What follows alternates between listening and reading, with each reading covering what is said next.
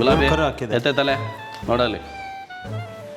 ಎಲ್ಲಿ ನಿನ್ನ ಕರು ಎತ್ತೈತಲೆ? ಓ ಗುಲಾಬಿ ಗುಲಾಬಿನದ ನೋಡ ಸ್ವಲ್ಪ ಗುಲಾಬಿಂದ ಇಟ್ಟಿದ್ದೀವಿ.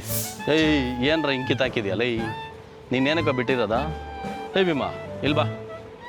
ಭೀಮಾ ಹೋ ಭೀಮಾ ತರಲೆ ನನ್ನ ಮಗನೇ ಬರ ಈ ಕಡೆ. ಯಾಕೆ ತೀಟೆ ಮಾಡೋದು? ಅಲ್ಲಿ ಹೋಗಿ ಕಟ್ಟಿದ್ರೆ ಸುಮ್ಮನೆ ಇರೋಕ್ಕಲ್ಲ. ಇವಳ್ದು ಏನು ಗೊತ್ತಾ ಸರ್, ನೀವು ಹೆಂಗಾದ್ರೂ ಕಟ್ರಿ, ಹಾಂ ಬಾಯಿನಾಗ ಬಿಚ್ಕೊಂಡು ಬಂದು ಆಚೆ ಬಂದ್ಬಿಡ್ತಾಳೆ. ಹಾಂ ನೀವು ಹೆಂಗೆ ಕಟ್ತೀರಾ? ನಿಮ್ಮ ಟ್ಯಾಲೆಂಟ್ ಏನು ಅಂತ ಹಿಂಗೆ ಅನ್ನುತ್ತೆ. ನೀನು ಟ್ಯಾಲೆಂಟ್ ತೋರ್ಸ ಕಟ್ಟೋದ್ರಲ್ಲಿ ನನ್ನ ಟ್ಯಾಲೆಂಟ್ ನಾನು ತೋರಿಸ್ತೀನಿ ಅಂತ. ಆವಾಗ ನೀಟಾಗಿ ಅಲ್ಲನ್ನ ಮೂತಿನಾಗ ಅಲ್ಲಿ ಹಿಂಗೆ ಅಂದು ಚಿಕ್ಕದಾಗಿ ಬಿಚ್ಕೊಂಡು ಕರೆಕ್ಟಾಗಿ ಒಂದು ಅರ್ಧ ಗಂಟೆ 1 ಅವರಲ್ಲಿ ಮತ್ತೆ ಓಡಾಡ್ತಾ ಇರ್ತಾಳೆ. ನಡಿ. ನಿನ್ನ ಜಾಗ ಎಲ್ಲೈತೆ ಅಲ್ಲಿಗೆ ಹೋಗ್ಬೇಕು. ಮತ್ತೆ ಮೂಟೆ ತಿನ್ನೋದು ಅವೆಲ್ಲ ಮಾಡೋಂಗಿಲ್ಲ. ಇದೇನೆ ನಿನ್ನ ಜಾಗ? ನಿನ್ನ ಜಾಗ ಇದೇನಾ ಮಂಗ? ಹೋಗಿ ಚೆನ್ನಾಗಿ ನಿಂತ್ಕೊಂಡ್ಬಿಡ್ತು ನೋಡಿ ಅಲ್ಲ. ಗಾಪ್ರೆ ಇಲ್ಲಿಂದ ಶುರುವಾಗುತ್ತೆ ನಮ್ಮದು. ಹಾಂ ಹಾಂ ಹಾಂ ಕೆಳಗಡೆ ಇಲ್ಲಿಂದ ಅಲ್ಲಿವರೆಗೂ ಪೂರ್ತಿ ಇನ್ನೊಂದು ಕಾಣಿಸ್ತಾ ಇದೆಯಲ್ಲ ಸರ್ ಬೆಟ್ಟ, ಡೌನ್ವರೆಗೂ ಎಲ್ಲ ಪೂರ್ತಿ ಹುಲ್ಬೆಳಿ ಅಂತ ಜಾಗನೇ, ನೇಪಿಯರ್ ಸರ್. ಇಷ್ಟೇ ಡಿಫ್ರೆನ್ಸು. ಉತ್ತರ ಭಾರತದಲ್ಲಿ ಗ್ರೈನ್ಸ್ ಜಾಸ್ತಿ, ಹುಲ್ ಕಡಿಮೆ. ದಕ್ಷಿಣ ಭಾರತದಲ್ಲಿ ಹುಲ್ ಜಾಸ್ತಿ ಕೊಡ್ತೀವಿ, ಗ್ರೈನ್ಸ್ ಕಡಿಮೆ ಕೊಡ್ತೀವಿ. ಇಷ್ಟೇ ಡಿಫ್ರೆನ್ಸ್. ಗ್ರೈನ್ಸನ್ನು ನಾವು ಹೆಚ್ಚು ಜಾಸ್ತಿ ಕೊಟ್ಟಾಗ ನಾವು ಬೂಸಾನ ನೀರು ಮಾಡಿ ಇಡೋದಿಲ್ಲ, ಗಟ್ಟಿ ಬೂಸವನ್ನು ಹಾಗೇ ಹಾಕ್ತೀವಿ.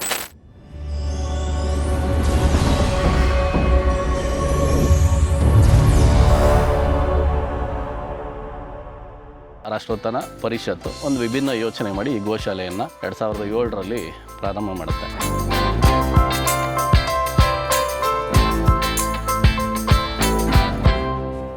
ಇದು ಏನು ಮಾಡ್ತೀರಾ? ಕಡಲೆ ಒಟ್ಟು ಅರ್ಧ, ಚಕ್ಕೆ ಬೂಸ, ರವೆ ಬೂಸ, ಕಡಲೆಕಾಳು ಪೌಡ್ರು, ಅದಾದಮೇಲೆ ಜೋಳದ ನುಚ್ಚು, ಹಿಂಡಿ ಒಟ್ಟು 5 ಐಟಮು, ಮಿನರಲ್ ಮಿಕ್ಸರು, ಬೆಲ್ಲ, ಉಪ್ಪು. ಹಾಂ ಹಾಂ ಹಾಂ ಹಾಂ ಸರ್ ಎಲ್ಲ ಹಸು ಕೊಡ್ತೀವಿ ಸರ್. ಇದೊಂದು ಸೆಡ್ಡು ಇದೊಂದು ಸೆಡ್ ಹಸು ಸರ್. ಇದು ಎಷ್ಟು ಟೈಮ್ ಕೊಡ್ತೀರಾ ಹಸುಗೆ? ಒಂದು ಟೈಮ್ ಮಾತ್ರ? ಬೆಳಗ್ಗೆ ಒಂದು ಟೈಮ್ ಒಂದು TMR ಸಿಸ್ಟಮ್ ಅಂತ ಮಾಡಿದ್ದೀವಿ ಸರ್. ಓಕೆ. ಅದನ್ನೆಲ್ಲ ಕೊಟ್ಬಿಡ್ತೀವಿ. ಎಲ್ಲ ಒಂದು ಕಡೆ ದೊಡ್ಡಿ ಇರುತ್ತೆ, ದೊಡ್ಡಿಯಲ್ಲೆಲ್ಲ ಕೂಡ ಹಾಕ್ಬಿಟ್ಟು ಎಲ್ಲ ಹೊರಗಡೆ ಕಳಿಸ್ತಾರೆ. ಅದಾದಮೇಲೆ ಏನೋ ಒಂದು ಸ್ವಲ್ಪ ಯಾರೋ ಕೊಟ್ಟಿದ್ದು ಮೇವು ಹಾಕ್ತಾರೆ, ಎಲ್ಲ ಬಳಕ್ಲ ಇರುತ್ತೆ. ಈ ರೀತಿಯಾಗಿ ಗೋಶಾಲೆಗಳದ್ದು ಅಭಿಪ್ರಾಯಗಳಿರುತ್ತೆ ಜನರಲ್ಲಿ. ರಾಷ್ಟ್ರೋತ್ಥಾನ ಗೋಶಾಲೆ ತುಂಬ ವಿಭಿನ್ನ. ನಮ್ಮ ಗೋಶಾಲೆಯಲ್ಲಿ ಯಾವುದೇ ಗೋವು ಹೊರಗಡೆಯಿಂದ ಬಂದಿದೆ ಅಥವಾ ನಮ್ಮಲ್ಲೇ ಹುಟ್ಟಿದೆ ಅಂದರೆ ಯಾವ ತಳಿ ಅಂತ ಫಸ್ಟ್ ನೋಡ್ತೀವಿ. ದೇಸಿ ತಳಿಯಲ್ಲಿ ಗಿರ್ರ, ಶಾಹಿವಾಲ, ಹಳ್ಳಿಕಾರ ಅಥವಾ ಬೇರೆ ಮಲೆನಾಡು ಗಿಡ್ಡನ, ಪೊಂಗನೂರ, ಅದಕ್ಕೆ ಅಂತಲೇ ಒಂದೊಂದು ಸೆಕ್ಷನ್ ಮಾಡಿದ್ದೀವಿ. ಸಾಮಾನ್ಯವಾಗಿ ಇದು ಬಂದು ಮಿಲ್ಕಿಂಗ್ ಸೆಕ್ಷನ್ನು. ಯಾವುದು ಇದು ಬಂದು ಸುರಭಿ ನಿಲಯ ಬಂದು ಮಿಲ್ಕಿಂಗ್ ಸೆಕ್ಷನ್ನು. ಓಕೆ. ಇಲ್ಲಿ ಎಲ್ಲ ಹಾಲು ಕರಿಯಂಥ ಹಸುಗಳೇ ಇರುತ್ತೆ. ಇಲ್ಲಿ ಹಾಲು ಕರಿಯಂಥ ಹಸುಗಳಿಗೆ ವಿಶೇಷವಾದ ಊಟ, ಅವಕ್ಕೆ ಹಿಂಡಿ ಬೂಸ ಆಗಿರ್ಬೋದು, ಹಸಿ ಹುಲ್ಲಾಗಿರ್ಬೋದು, ಪ್ರತಿಯೊಂದೂ ನಾವು ಹೊರಗಡೆಯಿಂದ ಕೊಂಡ್ಕೊಂಡು ಬರ್ತಾಯಿದ್ದೀವಿ. ನಾವು ಒಂದು 30 ಎಕರೆಯಲ್ಲಿ ಹಸಿ ಹುಲ್ಲನ್ನು ಬೆಳೀತಾ ಇದ್ದೀವಿ. ಈ ರೀತಿ ಹಸಿ ಹುಲ್ಲು, ಒಣ ಹುಲ್ಲು ಒಂದು 30%, 70% ಹಸಿ ಹುಲ್ಲು. ಅದಕ್ಕೆ ಕಾರ್ಬೋಹೈಡ್ರೇಟ್ಸ್ಗೋಸ್ಕರ ನಾವು ಹೆಚ್ಚಾಗಿ ಹಿಂಡಿ ಬೂಸವನ್ನು ಬಳಸ್ತೀವಿ. ಇದು ಹಾಲು ಕೊಡದಿರ ಇರಲಿ, ರೆಗ್ಯುಲರಾಗಿ ಎಲ್ಲ ಹಸುಗಳಿಗೂ ಕೊಡ್ತಾ ಬರ್ತೀವಿ. ಇದು ಯಾವ ಪ್ರಮಾಣದಲ್ಲಿ ಇದನ್ನು ಮಿಕ್ಸ್ ಮಾಡ್ತೀರಾ ಸರ್? ಇದು ಬಂದು ಒಂದು ಗೋವಿಗೆ ಹಾಲು ಕೊಡ್ತಾ ಇದೆ. ಈಗ ದೊಡ್ಡ ದೇಹ ಇದೆ, ಕಾಂಕ್ರೇಜು 400 kg ಅಥವಾ 450-500 kg ಮೇಲೆ ಬರುತ್ತೆ. ಬಾಡಿ ವೆಯ್ಟ್ ಮೇಲೆ ನಾವು ಅಲ್ಲಿ ಒಂದು 10 to 12% ಊಟ ಹಾಕ್ತೀವಿ. ಅದ್ರ ಜೊತೆಗೆ ಇದು ಒಂದು 3 to 4 kg ಅದು ಕೊಡಬೇಕು. ಅದು ದೇಹ ಒಂದು ಸ್ಟ್ರೆಂತು ಮತ್ತು ಅದ್ರದ್ದೊಂದು ಸರ್ವೈವ್ ಆಗಬೇಕು ಅದ್ರ ಬಾಡಿ ಅಂದರೆ ನಾವು 3 to 4 kg ಕಂಪಲ್ಸರಿ ಕೊಡಬೇಕು. ನೀರು ಹಾಕಿರೋದಲ್ಲ, ರಾ. ಈ 5 ಐಟಮ್ಸು ಎಷ್ಟೆಷ್ಟು ಕೆ ಜಿ ಇರುತ್ತೆ? ಯಾವ್ಯಾವ ಸರ್? ಈಗ ಸದ್ಯಕ್ಕೆ ನಾವು ಮಾಡ್ತಾ ಇರೋದು, ಈಗ ಪ್ರೆಸೆಂಟ್ ನಮ್ಮಲ್ಲಿರೋದು ಕಡಲೆಕಾಳು, ಹೆಸರು ಕಾಳು, ಗೋಧಿ ನುಚ್ಚು, ಅದಾದಮೇಲೆ ಉರುಳಿ ನುಚ್ಚು, ರಾಗಿ, ಅದ್ರ ಜೊತೆಗೆ ಜೋಳದ ನುಚ್ಚು, ಇದ್ರ ಜೊತೆಗೆ ಮಿನರಲ್ ಮಿಕ್ಸರು, ಬೆಲ್ಲ, ಉಪ್ಪು. ಇದು ಒಂದು ಮಿಕ್ಸಡ್ ರೇಷ್ಯೂ ಮಾಡಿದ್ದೀವಿ. ಇದನ್ನು ಅವ್ರಿಗೆ ಬೆಳಗ್ಗೆ ನೆನೆಹಾಕೋದಕ್ಕೆ ಕೊಟ್ಬಿಡ್ತೀವಿ. ಹುಡುಗರಿಗೆ ಬೆಳಗ್ಗೆ ನೆನೆಹಾಕ್ತಿದ್ದಂಗೆ ಸ್ವಲ್ಪ ಮಧ್ಯಾಹ್ನದಷ್ಟೊತ್ತಿಗೆಲ್ಲ ಅದು ಮೆತ್ತವಾಗಿರುತ್ತೆ. ಮೆತ್ತವಾಗ್ತಿದ್ದಂಗೆ ಇದಕ್ಕೆ ರವೆ ಬೂಸ, ಚಕ್ಕೆ ಬೂಸ, ಕಡಲೆ ಬಿಟ್ಟು 3 ಮಿಕ್ಸ್ ಮಾಡಿಬಿಟ್ಟು ಇದಕ್ಕೆ ಎಲ್ಲ ಹಸುಗಳಿಗೂ ಇದು ಮಾಡ್ತೀವಿ. ಒಂದೊಂದು ಹಸುಗೆ ಇವರು ಒಂದು ಬಕೆಟ್ ಅಂತ ಇರುತ್ತೆ, ಒಂದು ಬಕೆಟಲ್ಲಿ 25 kg ಇರುತ್ತೆ. 3 ಹಸುಗೆ ಹಾಕ್ತಾರೆ, 5-5 kg ಬರುತ್ತೆ ಒಂದೊಂದು ಇದರಲ್ಲಿ. Okay okay. ಆ ರೀತಿ ಹಾಕಿ ಅದರ ತಿನ್ನೋ ಕೆಪಾಸಿಟಿ ನೋಡ್ಕೊಂಡು ನಾವು ಹಾಕ್ತೀವಿ ಸರ್. ಸೊ ಇದು ಒನ್ ಟೈಮ್ ಕೊಟ್ಟರೆ ಹಸು ತುಂಬ ಆರೋಗ್ಯವಾಗಿರುತ್ತೆ ಅಂತ? ಒನ್ ಟೈಮ್ ನಾವು ಕೊಡ್ತಾ ಇದ್ದೀವಿ. ಎಲ್ಲರೂ ಸಾಮಾನ್ಯವಾಗಿ ಬೆಳಗ್ಗೆ 1 kg, ಸಂಜೆ 1 kg ಹಾಲು ಕರಿಯೋ ಟೈಮಿಗೆ ಕೊಡ್ತಾರೆ. ಬಟ್ ನಮ್ದು ಹಂಗಲ್ಲ. ಟೈಮ್ ಮಿಕ್ಸ್ಡ್ ರೇಷಿಯೋ ಅಂತ ಒಂದೇ ಟೈಮಿಗೆ ಮಾಡಿದ್ದೀವಿ. ಅದು ತಿಂದು ಮೇಲ್ಕೊಡಿಯೋದಕ್ಕೆ ಸಮಯ ತುಂಬ ಬೇಕಲ್ಲವ್ರ, ಆದ್ದರಿಂದ ಆರಾಮಾಗಿ ಓಡಾಡ್ಕೊಂಡು ಮೇಲ್ಕೊಡ್ಕೊಂಡು ನೆಮ್ಮದಿಯಾಗಿರ್ತವೆ ಊಟ ಮಾಡಿಬಿಟ್ಟು. ಆ ಬೆಟ್ಟದಲ್ಲಿ ಕಾಣಿಸ್ತಾ ಇದೆ ನೋಡಿ ಸರ್, ಅಲ್ಲೊಂದು 250 ಗೋವುಗಳು ಮೇಯ್ಸೋದಕ್ಕೆ ಕಳಿಸಿದ್ದೀವಿ ಸರ್. ಇದೆಲ್ಲ ನಮ್ಮ ಹುಲ್ ಬೆಳೆಯೋಂಥ ಜಾಗ. ಒನ್ ಡೇ ನಮ್ಮದು ತೊಗೊಳ್ಬೇಕಾಗುತ್ತೆ ಸರ್. ಇಲ್ಲಿ ಸರ್ ಪ್ರಾರಂಭ, ಇಲ್ಲಿಂದ ಶುರುವಾಗುತ್ತೆ ನಮ್ಮದು ಕೆಳಗಡೆ. ಇಲ್ಲಿಂದ ಅಲ್ಲಿವರೆಗೂ ಪೂರ್ತಿ ಇನ್ನೊಂದು ಕಾಣಿಸ್ತಾ ಇದೆಯಲ್ಲ ಸರ್ ಬೆಟ್ಟ, ಡೌನ್ವರೆಗೂ ಎಲ್ಲ ಪೂರ್ತಿ ಹುಲ್ ಬೆಳೆಯೋಂಥ ಜಾಗನೇ. ನೇಪಿಯರ್ ಸರ್, ಟೋಟಲ್ ನೇಪಿಯರ್ ಇದೆ. ಅದಾದಮೇಲೆ ರಾಗಿ ಬೆಳಿತೀವಿ, ಜೋಳ ಬೆಳಿತೀವಿ. ಅದ್ರ ಜೊತೆಗೆ ಕಾಡನ್ನು ಬೆಳೆಸೋಂಥ ಒಂದು ಕಾರ್ಯಕ್ರಮ ಬೃಂದಾವನ ಅರಣ್ಯ ಯೋಜನೆ ಅಂತ ಮಾಡಿದ್ದೀವಿ ಸರ್. ಇದೆಲ್ಲ ಬೃಂದಾವನ ಅರಣ್ಯ ಯೋಜನೆ. ಇದು ಗಿಡ ಮರಗಳು 15,000 to 16,000 ಗಿಡ ಈಗ ಆಲ್ರೆಡಿ ನಮ್ಮಲ್ಲಿದ್ದಾವೆ ಸರ್ ಪ್ರೆಸೆಂಟ್. ಎಲ್ಲ ದೊಡ್ಡದಾಗಿದೆ. ಹೆಚ್ಚಾಗಿ ಶ್ರೀಗಂಧನೇ ಜಾಸ್ತಿ ನಮ್ಮಲ್ಲಿ. ಅದೆಲ್ಲ ನ್ಯಾಚುರಲ್ ಸರ್, ನಾವೇನು ನೆಟ್ಟಿರೋದಲ್ಲ ಇದೆಲ್ಲ. ಇದು ಮೊದಲು ಶ್ರೀಗಂಧನೇ ಹೆಚ್ಚಾಗಿ ಈ ಪ್ರದೇಶದಲ್ಲಿ ಇದ್ದಿದ್ದು ಅಂದ್ಬಿಟ್ಟು ಕಾಡು ಪ್ರದೇಶ. ಶ್ರೀಗಂಧನೇ ಹೆಚ್ಚು. ಆ ಶ್ರೀಗಂಧಗಳು ನ್ಯಾಚುರಲ್ ಆಗಿ ಬರ್ತವೆ. ಬೇವು, ಸೀಬೇವು, ಶ್ರೀಗಂಧ, ಓಕೆ ಓಕೆ, ಹೊಂಗೆ ನಮ್ಮ ತಾಲೂಕಿನಲ್ಲಿ ಹೆಚ್ಚು. ಈ ಶೆಡ್ ಬಂದು ನಂದಿನಿ ನಿಲಯ ಅಂದ್ಬಿಟ್ಟು, ನಂದಿನಿ ನಿಲಯನ ಕಟ್ಟಬೇಕಾದಾಗ ಇವರು ಗಜಾನಂದ್ ಮಿತ್ತಲ್ ಅಂತ ಇವರು ಸರ್, ಸದಾಶಿವನಗರದವರು. ಅವರು ತೀರ್ಕೊಳ್ತಾರೆ.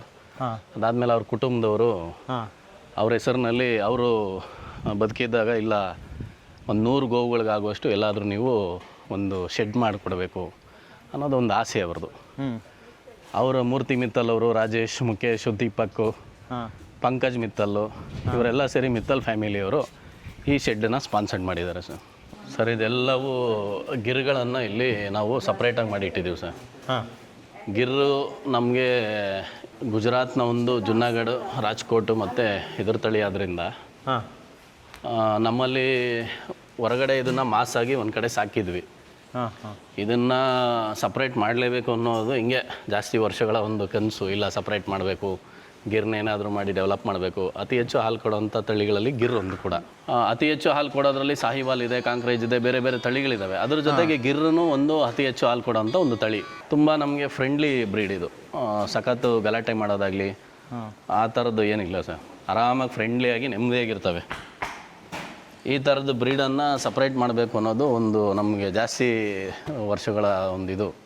ಹಾಗೇ ನಾನು ಮಿತ್ತಲ್ ಫ್ಯಾಮಿಲಿ ಏನು ಬಂತು ಟಕ್ಕಂತ ಒಂದು ಶೆಡ್ ಮಾಡಿಸ್ಕೊಟ್ರು ಇಮಿಡಿಯೇಟು. ಎಷ್ಟಿದೆ ಗೀರು ಸರ್ ಇಲ್ಲಿ? ಸರ್ 87 ಇದೆ ಸರ್ ಟೋಟಲ್. ಈಗ 90 ಆಗಿದೆ ಟೋಟಲ್. 90 ಹಸುಗಳಿದ್ದಾವೆ. 90 ಸರ್. ಈಗ ಗಿರ್ ಕೆಪಾಸಿಟಿ 16 ಅಂತ ಹೇಳ್ತಾರೆ, 20 ಅಂತ ಹೇಳ್ತಾರೆ. ನಮ್ಮ ಕರ್ನಾಟಕದಲ್ಲಿ ಕೆಲವೊಂದು ಕಡೆ ಎಲ್ಲ ಸಾಕಿರೋರು 10, 6, 8 ಈ ಥರ ಕರಿಯೋರು ಕೆಲವರು ಇದ್ದಾರೆ. ಅಷ್ಟೇ ಕೊಡ್ತಾ ಇರೋದು ಕೆಲವರು ಇದೆ. ಬಟ್ ಗುಜರಾತ್ಗೆ ಹೋಲಿಸ್ಕೊಂಡಾಗ ಅಲ್ಲಿನ ವಾತಾವರಣಕ್ಕೂ ನಮಗೂ ತುಂಬ ವ್ಯತ್ಯಾಸ ಇದೆ ಅಂತ ಹೇಳ್ಬೋದು. ಅಂದರೆ ಈಗ ಇಲ್ಲಿ ನಮ್ಮ ವಾತಾವರಣದಲ್ಲಿ ಗೀರ್ನ ಸಾಕ್ತೀವಿ ಅಂತ ಹೇಳಿದ್ರೆ ಹಾಲು ಕಮ್ಮಿ ಕೊಡುತ್ತಾ ಸರ್? ಇಷ್ಟೇ ಡಿಫ್ರೆನ್ಸು. ಉತ್ತರ ಭಾರತದಲ್ಲಿ ಗ್ರೈನ್ಸ್ ಜಾಸ್ತಿ, ಹುಲ್ ಕಡಿಮೆ. ದಕ್ಷಿಣ ಭಾರತದಲ್ಲಿ ಹುಲ್ ಜಾಸ್ತಿ ಕೊಡ್ತೀವಿ, ಗ್ರೈನ್ಸ್ ಕಡಿಮೆ ಕೊಡ್ತೀವಿ. ಇಷ್ಟೇ ಡಿಫ್ರೆನ್ಸ್. ಗ್ರೈನ್ಸನ್ನು ನಾವು ಹೆಚ್ಚು ಜಾಸ್ತಿ ಕೊಟ್ಟಾಗ ಆಟೋಮೆಟಿಕಲಿ ಅದರ ಏನು ಸ್ಟ್ರಕ್ಚರಲ್ಲಿ ಏನೇನು ಕೆಲಸಗಳಾಗಬೇಕು ಆಟೋಮೆಟಿಕಲ್ ಅದಾಗುತ್ತೆ. ಅದಾದಮೇಲೆ ಹಾಲು ಕೊಡೋವಂಥದ್ದು ರೆಗ್ಯುಲರಾಗಿ ಕೊಡುತ್ತೆ. ನಾವೇನು ಮಾಡ್ತೀವಿ, ದಕ್ಷಿಣ ಭಾರತದಲ್ಲಿ ಗ್ರೈನ್ಸು ರೇಟ್ಗಳು ಜಾಸ್ತಿ, ಅಲ್ಲಿದ್ದಂಗೆ ತುಂಬ ಕಡಿಮೆಗೆ ನಮ್ಗೆ ಸಿಗೋದಿಲ್ಲ ಕೆಲವೊಂದು ಐಟಮ್ ಎಲ್ಲ. ಅದಕ್ಕೆ ಏನು ಮಾಡ್ತೀವಿ ನಾವು, ಹಸಿ ಒಣ ಅದ್ರ ಜೊತೆಗೆ ಗ್ರೈನ್ಸನ್ನು ಕಡಿಮೆ ಕೊಟ್ಕೊಳ್ತೀವಿ. ಒಂದು ನೆನೆ ಹಾಕಿದ್ರಲ್ಲ ಅದನ್ನ ಅದಕ್ಕೆ ಕೊಡ್ತಾರೆ. ಅದಕ್ಕೆ ಈಗೆಲ್ಲ ನಾವು ಮಲ್ಟಿ ಗ್ರೈನ್ಸ್, ಈಗೇನು ಕಡಲೆಕಾಳು, ಹೆಸರು ಕಾಳೆಲ್ಲ ಹೇಳಿದ್ವಿ. ಈಗ ಹೊಸದಾಗಿ ಅದನ್ನೆಲ್ಲ ಒಂದು 3 months ಪ್ರಾರಂಭ ಮಾಡಿದ್ದೀವಿ. ಈಗೀಗ ನಮ್ಮ ಹಸುಗಳೆಲ್ಲ ಒಂದು ಲೆಕ್ಕಾಚಾರದಲ್ಲಿ ಬರ್ತಾ ಇದ್ದಾವೆ. ಇವೆಲ್ಲ ನಮ್ಮಲ್ಲೇ ಹುಟ್ಟು ಬೆಳೆದಿರೋಂಥ ಇವೆಲ್ಲ ಪಿಳ್ಳೆಗಳು. ಇವಳು ನಮ್ಮಲ್ಲೇ ಹುಟ್ಟಿರೋದು, ಪ್ರೀತಿ ಅಂತ ಇವಳ ಹೆಸರು. ಇವಳು ವಲ್ಲಿ ಅಂತ ಇಟ್ಟಿದ್ದೀವಿ. ನಮ್ಮ ರಾಘವೇಶ್ವರ ಭಾರತಿಗಳು ಅವಾಗ ಬಂದಾಗ ವಲ್ಲಿ ದೇವಿ ಅಂತ. ಇವಳು ರಾಟಿ. ರಾಟಿ ನಮ್ಮ ಭಾವನಗರ್, ಗುಜರಾತ್ನ ಭಾವನಗರ. ಗಿರ್ ರಾಟಿ ಮಿಶ್ರಣ. ಇವಳು ಅಷ್ಟೇ ಗಿರ್ರು ರಾಟಿ ಮಿಶ್ರಣ. ಇವರೆಲ್ಲ ಪಡ್ಡೆಗಳು ನಮ್ಮಲ್ಲೇ ಹುಟ್ಟು ಬೆಳೆದಿರೋ ಪಡ್ಡೆಗಳು ಪೂರ್ತಿ. ಇದನ್ನು ನಾವೇನು ಮಾಡ್ತಾ ಇದ್ದೀವಿ, ಇಲ್ಲಿ ನಿಮ್ಮಲ್ಲೇ ಹುಟ್ಟು ಬೆಳೆದಿರೋದು ಅಂತ ಹೇಳಿದ್ರಲ್ಲ, ಇದೆಷ್ಟು ಕೊಡ್ತಾ ಇದೆ? ಎಷ್ಟು ಲೀಟ್ರ್ ಕೊಡ್ತಾ ಇದೆ ಸರ್? ಈಗೆಲ್ಲ ಇವೆಲ್ಲ ಇನ್ನೂ ಫರ್ಸ್ಟ್ ಸರ್ ಪಡ್ಡೆಗಳು. ಈಗೆಲ್ಲ ಈಗ ಒಂದಷ್ಟೆಲ್ಲ ಪ್ರೆಗ್ನೆಂಟ್ ಇದ್ದಾವೆ. ಎಲ್ಲ ಫಸ್ಟ್ ಲ್ಯಾಕ್ಟೇಷನ್ಗೆ ರೆಡಿ ಇರೋವಂಥ ಪಡ್ಡೆಗಳು ಇವೆಲ್ಲ. ಇದೆಲ್ಲ ಆಲ್ರೆಡಿ ಒಂದ್ಸರಿ ಕರು ಹಾಕಿ ಹಾಲು ಕೊಟ್ಟಿರೋಂಥದ್ದು. ಇದು 8 ಲೀಟರ್ಸ್ವರೆಗೂ ರೀಚ್ ಮಾಡಿದ್ದೀವಿ ಸರ್. ಇದು 8ರವರೆಗೂ ಕೊಡ್ತಾರೆ. 8ರವರೆಗೂ ರೀಚ್ ಮಾಡಿದ್ದೀವಿ ಇದು ಪರ್ ಡೇ. ಅಂದರೆ ಕರ್ನಾಟಕದಲ್ಲಿಂದ ನೀವು ಮ್ಯಾಕ್ಸಿಮಮ್ ಒಂದು 8 ಲೀಟರ್ ತನಕ ಸಿಗ್ಬೋದು ಅಂತ ಹೇಳಿ. 8ರವರೆಗೂ ಆರಾಮಾಗಿ 6-8 ಸಿಕ್ಬಿಡುತ್ತೆ ಸರ್. ಬಟ್ ನಮ್ಮ ತಲೆಯಲ್ಲಿರೋದು 16ರವರೆಗೂ ಹೋಗಬೇಕು ಅಂತ. 16ರವರೆಗೂ ಹೋಗಬೇಕು ಅಂದಾಗ ತಳಿ ಅಭಿವೃದ್ಧಿ ಕಡೆ ಗಮನ ಕೊಡಬೇಕು. ಈ ವಾತಾವರಣದಲ್ಲೇ ನೀವು ಅದನ್ನು ಇಲ್ಲೇ ಬ್ರೀಡ್ ಮಾಡಬೇಕು. ಇದನ್ನ ಮಾಡೋಕ್ಕಾಗಲ್ಲ ನಾವು, ಯಾಕಂದರೆ ಇದ್ರ ಕೆಪಾಸಿಟಿ 8 ಅಷ್ಟೇ. ಇದರಲ್ಲಿ ಏನು ಕರು ಹುಟ್ಟುತ್ತವೆ, ಇದು ಹುಟ್ಟಿದಾದ್ಮೇಲೆ ಇದನ್ನು ಪೋಷಣೆ ಅಂದರೆ ಕರುವಿಗೆ ಹೆಚ್ಚು ಹಾಲು ಬಿಡೋ ಅಂಥದ್ದು, ಅದನ್ನೇ ಕರುವಿಂದನೇ ಚೆನ್ನಾಗಿ ಬಲಿಷ್ಠವಾಗಿ ಮಾಡೋ ಅಂಥದ್ದು ಅಲ್ಲಿದೆ, ಬನ್ನಿ ತೋರಿಸ್ತೀನಿ. ಅದಾದಮೇಲೆ ಅವಕ್ಕೆ ಒಳ್ಳೆ ಬುಲ್ ಸೆಲೆಕ್ಷನ್, ಮೈನ್ ಬುಲ್ಲು. ಆ ಬುಲ್ಲು ಅವರ ತಾಯಿ ಏನು ಹಾಲು ಕೊಡ್ತಿದೆ, ಯಾವ ಬುಲ್ ಕ್ರಾಸ್ ಆಗಿದೆ, ಇವೆಲ್ಲ ಲೆಕ್ಕಾಚಾರ ಹಾಕ್ಕೊಂಡು ಅದು ಗುಡ್ ಕ್ವಾಲಿಟಿ ಇರಬೇಕು ಬುಲ್ಲು. ಅದನ್ನು ತಗೊಂಬಂದು ಮತ್ತೆ ಈ ಹುಟ್ಟಿರೋಂಥ ಕರುಗಳಲ್ಲಿ ಮತ್ತೆ ಅದಕ್ಕೆ ಕ್ರಾಸ್ ಮಾಡಿಸಿ ಅದರಲ್ಲಿ ಏನು ನೆಕ್ಸ್ಟ್ ಜನ್ರೇಷನ್ ಹುಡ್ತವೆ ಅದನ್ನು ನಾವು ಒಂದು ಲೆಕ್ಕಾಚಾರಕ್ಕೆ ತರ್ಬೋದು. 10 ತರ್ಬೋದು, 12ರವರೆಗೂ ತರ್ಬೋದು. ಇದೆಲ್ಲ ಕರುಗಳು ಎಲ್ಲ 1 month baby, 15 days 20 days baby, up to 6 months ಬೇಬಿವರೆಗೂ ಇದನ್ನು ಇಲ್ಲಿಡ್ತೀವಿ. 6 ಮಂತ್ಸು 8 ಮಂತ್ಸ್ ಆಯಿತು, ಹಾಲು ಬಿಟ್ಟಿದೆ, ಆವಾಗ ಇಲ್ಲಿಗೆ ಬಂದ್ಬಿಡುತ್ತೆ ಸರ್. ಬನ್ನಿ. ಏಯ್ ಏನರ ಇಂಕಿತಾಕಿದೆಯಲ್ಲ, ನೀನೇನಕ್ಕ ಬಿಟ್ಟಿರೋದಾ? ಏಯ್ ಭೀಮಾ ಇಲ್ಲಿ ಬಾ, ಭೀಮಾ ಭೀಮಾ ತರಲೇ ನನ್ನ ಮಗನೇ, ಬರ ಈ ಕಡೆ ಬಾ, ಇಲ್ಲಿಗೆ ಬಾ. ಹಾಜು ಭೀಮಾ, ಹಾಜರು ಭೀಮಾ, ಹಾಜರು. ನೀನೇನು ಮಾಡ್ತಾ ಇದೆಯಾ ಇಲ್ಲಿ? ಹಾಂ, ತೀಟೆ ಜಾಸ್ತಿನಾ ಇವಳು? ಯಾಕೆ ತೀಟೆ ಮಾಡೋದು? ಅಲ್ಲಿ ಹೋಗಿ ಕಟ್ಟಿದ್ರೆ ಸುಮ್ಮನೆ ಇರೋಕ್ಕಲ್ಲ. ಇವಳ್ದು ಏನು ಗೊತ್ತಾ ಸರ್, ನೀವು ಹೆಂಗಾದ್ರೂ ಕಟ್ರಿ, ಬಾಯಿನಾಗ ಬಿಚ್ಕೊಂಡ್ಬಂದು ಆಚೆ ಬಂದ್ಬಿಡ್ತಾಳೆ. ನೀವು ಹೆಂಗೆ ಕಟ್ತೀರಾ, ನಿಮ್ಮ ಟ್ಯಾಲೆಂಟ್ ಏನು ಅಂತ ಹಿಂಗೆ ಅನ್ನುತ್ತೆ. ನೀನು ಟ್ಯಾಲೆಂಟ್ ತೋರ್ಸಕ್ಕೆ ಕಟ್ಟೋದ್ರಲ್ಲಿ ನಾನು ತೋರಿಸ್ತೀನಿ. ಆವಾಗ ನೀಟಾಗಿ ಅಲ್ಲನ್ನ ಮೂತಿನಾಗ ಅಲ್ಲಿ ಹಿಂಗೆ ಅಂದು ಚಿಕ್ಕದಾಗಿ ಬಿಚ್ಕೊಂಡು ಕರೆಕ್ಟಾಗಿ ಒಂದು ಅರ್ಧ ಗಂಟೆ 1 ಅವರಲ್ಲಿ ಮತ್ತೆ ಓಡಾಡ್ತಾ ಇರ್ತಾಳೆ. ಮತ್ತೆ ಹಿಡ್ಕೊಂಡೋಗಿ ಕಟ್ಟೋದು, ಮತ್ತೆ ಬಿಚ್ಕೊಂಬತ್ತಾಳೆ. ಅದಕ್ಕೆ ಒಂದು ತೆಗೆದಿಲ್ಲ ಹಾಕಿದ್ದೀವಿ. ಏನು ಸರ್ ಅವಳ ಹೆಸರು? ಇನ್ನೂ ಹೆಸರಿಟ್ಟಿಲ್ಲ ಸರ್ ಇವಕ್ಕೆಲ್ಲ ಪಡ್ಡೆಗಳಿಗೆ. ಪಡ್ಡೆ ಸರ್ ಇನ್ನು ಫಸ್ಟ್ ಹಿಂಗಿದ್ದಾಳೆ. ಇವೆಲ್ಲನೂ 1.5 ಇಯರು, 1.75 2 ಇಯರ್ಸ್ ಬೇಬಿ ಸರ್. ಎಲ್ಲ 1.5-2 ವರ್ಷದ ಒಳಗಡೆ ಇರೋರು. 2 ವರ್ಷದ ಒಳಗಡೆ ಈಗ ಇವೆಲ್ಲ ಸರ್. ಇನ್ನೂ ಅಲ್ಲ ಹಾಕಿಲ್ಲ ಯಾವ. ಬಾ ಬಾ ಇಲ್ಲಿ ಬಾ ಬಾ ಬಾ ಬಾ. ಯಾಕೆ ಅವ್ಳಿಗೆ ಹೆಂಗೆ ಗುದ್ದಿದ್ರೇನೆ ನಮ್ಮ ಕಡೆ ಎಲ್ಲ ಹಂಗೆ ಮಾಡಿದ್ಯಾ? ನಿಂದೆ ಇತ್ತು ತರಲೆ, ನನಗೆ ಗೊತ್ತಲ್ಲ. ಸಿಕ್ಕಾಬಿಡೋದಿಟ್ಟ. ನೀವು ಹೆಂಗಾದ್ರೂ ಮುಟ್ಟಿ ಸರ್ ಇದನ್ನು, ತೋಟಕ್ಕೆ ಪಿಟ್ಟಕ್ಕೆ ಅನ್ನಲ್ಲ. ಇದನ್ನ ಆಚೆ ತಗೋಬಾಪಿ. ಬಾ ಆಚೆ ಬಾ ನೀನು ಫಸ್ಟು.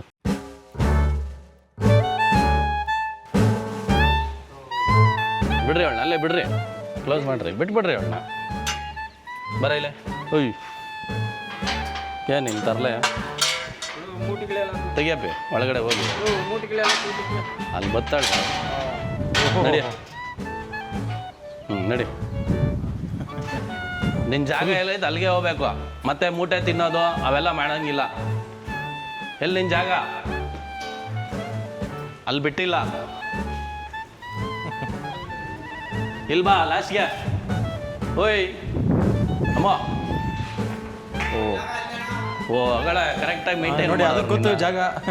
ನೋಡಿ ಸರ್, ಇದೇನೆ ನಿನ್ನ ಜಾಗ? ನಿನ್ನ ಜಾಗ ಇದೇನಾ ಮಂಗ? ಹೋಗಿ ಚೆನ್ನಾಗಿ ನಿಂತ್ಕೊಂಡ್ಬಿಡ್ತು ನೋಡಿ ಅಲ್ಲ. ನೀವು ಹೆಂಗಾದ್ರೂ ಮುಟ್ಟಿ ಸರ್, ಆರಾಮಾಗಿರ್ತಾಳೆ. ಬುದ್ದು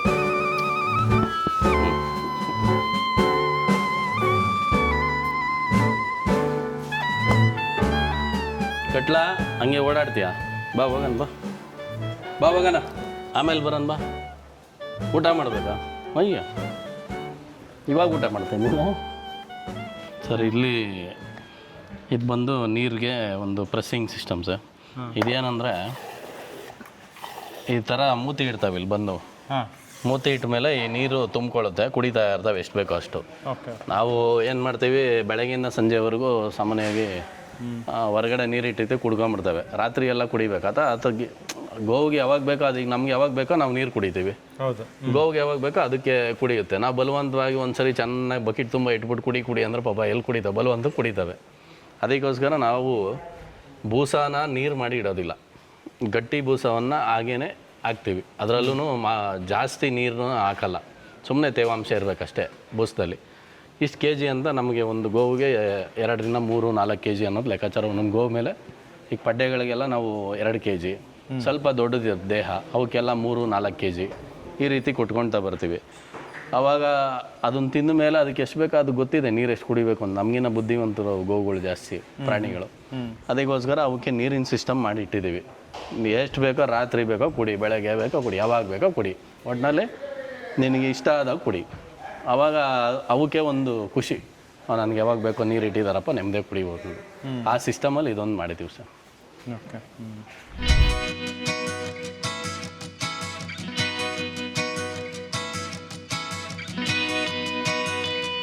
ಸರ್ ಇಲ್ಲೂ ಒಂದಷ್ಟು ಜನ ಇದ್ದಾರೆ, ಎಲ್ಲರೂ ಪರಿಚಯ, ಎಲ್ಲರೂ ಏನು ಮಾಡ್ತಾ ಇದ್ದಾರೆ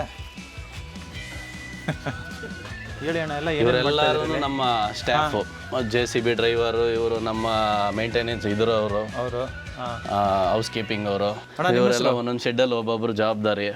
ಅಣ್ಣ ನಿಮ್ಮ ಹೆಸರು? ಚಂದ್ರಪ್ಪ ಅಂತ. ಚಂದ್ರಪ್ಪ ಅಂತ. ಏನು ಮಾಡ್ಕೊಂಡಿದ್ದಾರೆ ಇಲ್ಲಿ? ಏನೇ ಹುಲ್ ಕಟಿಂಗಲ್ಲಿ ಮಿಷಿನ್ ಕಟಿಂಗ್ ಮಾಡ್ಕೊಡೋದು ಅಷ್ಟೇ ನಮ್ಮ ಕೆಳಗಡೆ ಇರೋ ಮೇವು ಹಾಕೊಂಡು ಅವಕ್ಕೆ ನೀರು.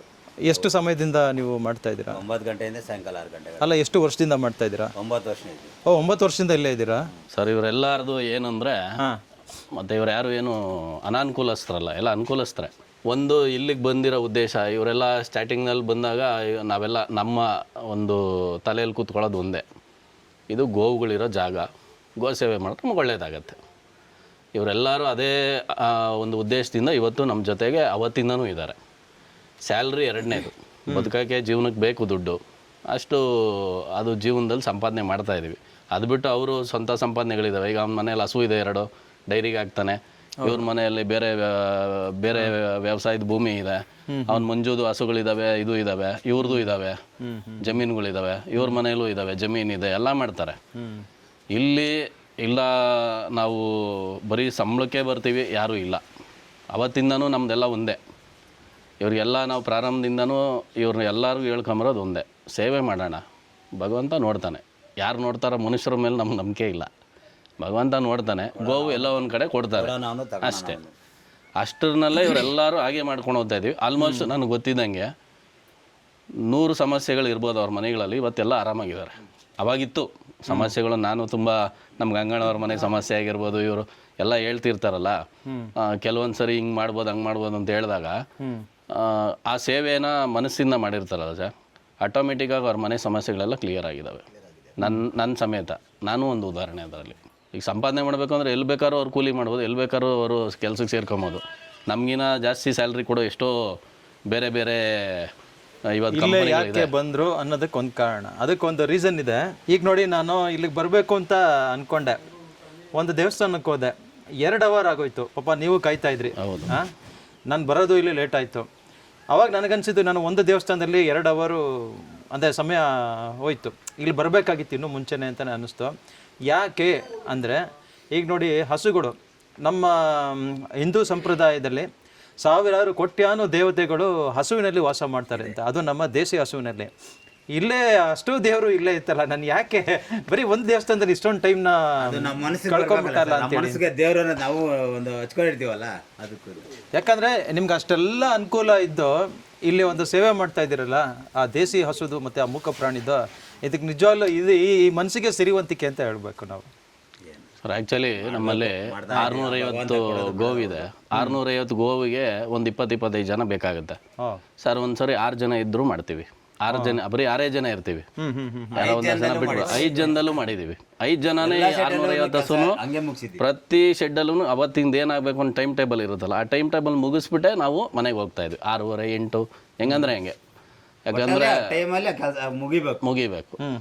24 ಜನ ಇದ್ರು ಅದೇ ಕೆಲಸ, ನೀರು ಕುಡ್ಸೋದಾಗ್ಲಿ, ಬೂಸ ಹಾಕೋದಾಗ್ಲಿ, ಆ ಕೆಲಸಕ್ಕೆ ಅವು ಮುಗಿಸೆ 4 ಜನ 5 ಜನ ಇದ್ದಾಗೂ ಮಾಡಿದ್ದೀವಿ, 6 ಜನ ಇದ್ದಾಗೂ ಮಾಡಿದ್ವಿ, 25 ಜನ ಇದ್ದಾಗೂ ಮಾಡಿದ್ದೀವಿ. ಅಂತ ಯಾರು ಹೊಸಬ್ರಿಲ್ಲ. ಈಗ ಒಂದು ತಿಂಗಳಿಂದ ಬಂದಿರೋ ಬೇರೆ ಬೇರೆಯವ್ರು ಇರ್ಬೋದು. ಬಟ್ ನಮ್ಮಲ್ಲಿ ಒಂದ್ಸರಿ ನಮ್ಮ ಜೊತೆಗೆ ನಮ್ಮ ಟೀಮಲ್ಲಿ ಇದ್ದಾರೆ ಅಂದಮೇಲೆ ಸಾಮಾನ್ಯವಾಗಿ ಅವ್ರು ಬಿಡೋಕೆ ಇಷ್ಟ ಬೀಳಲ್ಲ. ಇರಲಿ ನಾವು ಹೆಂಗೋ ಮಾಡ್ಕೊಂಡು ಹೋಗ್ತೀವಿ ಅಂತ, ಯಾಕಂದ್ರೆ ಅವ್ರಿಗೆ ಬಿಟ್ಬಿಟ್ಟಿರ್ತೀವಿ. ನೀವೇ ಅದಕ್ಕೆ ಹೊಟ್ಟೆ ತುಂಬಿಸೋಣ, ಆಮೇಲೆ ನೋಡೋಣ ಬೇರೆ ಅದು ಅಂತ. ಅದಕ್ಕೆ ಹೊಟ್ಟೆ ತುಂಬಿಸಿದ್ರೆ ಅದು ಹೇಳುತ್ತೆ, ಎಲ್ಲ ಒಂದು ಕಡೆ ಚೆನ್ನಾಗಿರೋ ನೀನು ಸಾಕು ಅನ್ನಂತೆ. ಅದಕ್ಕೇನು ಬಂಗಾರ ಬೇಡ, ಮನುಷ್ಯನಿಗೆಲ್ಲ ಬೇಕು.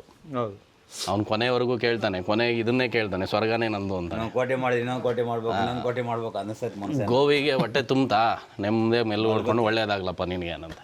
ಇದು ನಮ್ಮ ಎಲ್ಲರ ತಲೆಯಲ್ಲೂ ಅದು ಸಾಮಾನ್ಯವಾಗಿ ಇರುತ್ತೆ. ಮತ್ತು ನಾವು ಕೂಡ ಹೇಳ್ತಾ ಇರ್ತೀವಿ ಹಿಂಗೆ ಇಷ್ಟೇ ಅಂತ. ಕೆಲವರೆಲ್ಲ ಅದನ್ನು ತಿಳ್ಕೊಂಡು ಕೆಲಸ ಮಾಡಿ ವರ್ಷಗಳ ಗಟ್ಟಲೆ ನಮ್ಮ ಜೊತೆ ಇರೋರು ತುಂಬ ಜನರು. 8 ವರ್ಷ 7 ವರ್ಷ, ಇವ್ರು ಬಂದು ಆಯಿತು 9 ವರ್ಷ ಆಯಿತು, ಒಂದು 7-8 ವರ್ಷ ಆಯಿತು.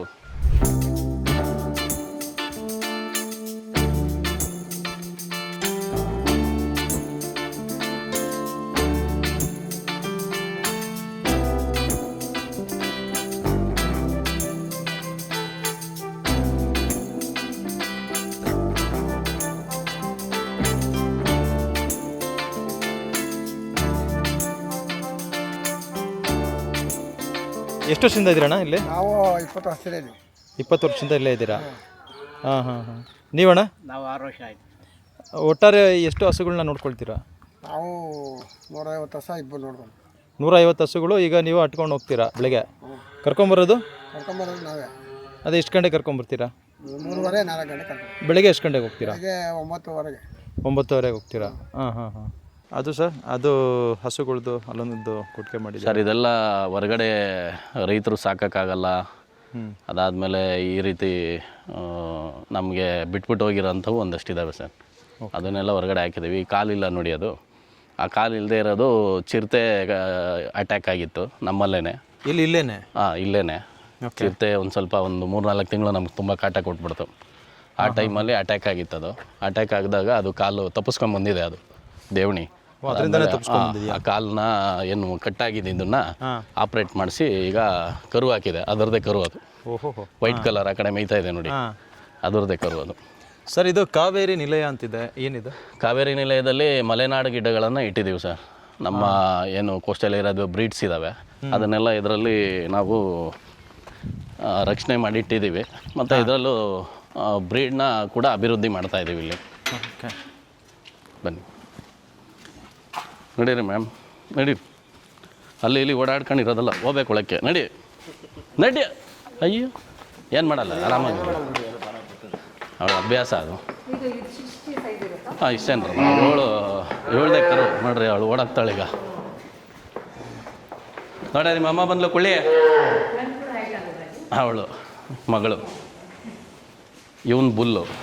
ಏಯ್ ಯಾಕೆ ಅವಳಿಗೆ?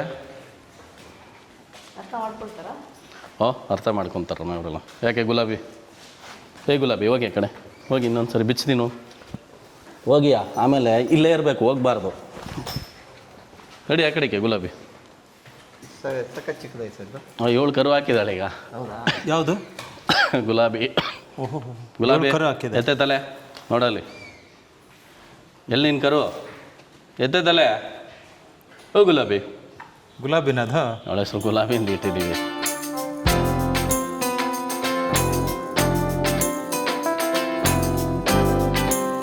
ಈ ಗಿಡ್ಡಗಳು ನಮಗೆ ಸಕಲೇಶ್ಪುರದಲ್ಲಿ ಹಿಡ್ದಾಕಿದ್ರು ಸರ್, 10-15 ಇಯರ್ಸ್ ಬ್ಯಾಕು. ಅಂದರೆ ಯಾರೋ ಇವಳೆ ವಯಸ್ಸು, ಇವಳೇ ಮೊದಲನೇ ಇವಳು. ತುಂಬ ವಯಸ್ಸಾಗೋಗಿದೆ ನೋಡಿ ಇವಳಿಗೆ. ಹಿಡ್ದಾಕ್ಬಿಟ್ಟಿದ್ರು. ಅಂದರೆ ಕಡಿಯೋದಕ್ಕೂ ಏನೋ ತೊಗೊಂಡೋಗ್ತಿದ್ರು, ಕಸಾಯಿಖಾನೆಗೆ ತೊಗೊಂಡೋದ್ರೆ ಹಿಡ್ದಾಕಿದ್ರು. ಒಟ್ಟು 30 ಗೋವುಗಳು ನಮಗೆ ಸಕಲೇಶ್ಪುರದಿಂದ ಫೋನ್ ಬಂತು, ನೋಡ್ರಿ ಏನಾನ ನಿಮಗೆ ಗೋಶಾಲೆಗೆ ತೊಗೊಳ್ತೀರಾ ಅಂತ. ಏನು ಅಂದ್ವಿ, ಮಲೆನಾಡು ಗಿಡ್ಡ ಪೂರ್ತಿ ಅಂದರು. ಸರಿ ಕೊಡಿ ಅಂದ್ವಿ. ಆ 30ರಲ್ಲಿ ಇವತ್ತು 300 ಮಲೆನಾಡು ಗಿಡ್ಡ ಮಾಡಿದ್ದೀವಿ. ಇದರಲ್ಲೂ ಅಷ್ಟೇ ಕೆಲವೆಲ್ಲ ನಮಗೆ ನಾವು ಇಟ್ಕೊಳೋದು 50 ಮಲೆನಾಡು ಗಿಡ್ಡ. 50 ಮಲೆನಾಡು ಗಿಡದ ಮೇಲೆ ಹೆಚ್ಚಾಗಿದೆ ಅಂತಿದ್ದಂಗೆ ರೈತರಿಗೆ ಅದನ್ನು ಕೊಡೋವಂಥ ವ್ಯವಸ್ಥೆಗಳನ್ನು ಮಾಡ್ತಾ ಇರ್ತೀವಿ. ಮಾರಾಟ ಆಗಿರ್ಬೋದು, ಉಚಿತ ಆಗಿರ್ಬೋದು, ಎರಡೂ ರೂಪದಲ್ಲೂ ಇಲ್ಲಿ ಕೊಡ್ತಾ ಇದ್ದೀವಿ ಸರ್.